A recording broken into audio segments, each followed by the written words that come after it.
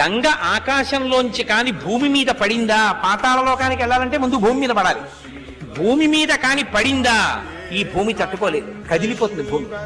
కాబట్టి భూమి యొక్క స్వరూపం పాడవకూడదు. కాబట్టి గంగని ఆకాశంలోంచి భూమి మీద పడు అని చెప్పడం కుదరదు. కానీ నేను నీకు ఒక మార్గం చెప్తాను.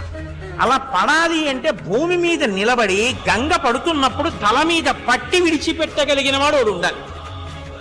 అలా పట్టి విడిచిపెట్టగలిగిన వాడు ఒక్కడే ఉన్నాడు ఈ సమస్త బ్రహ్మాండములో.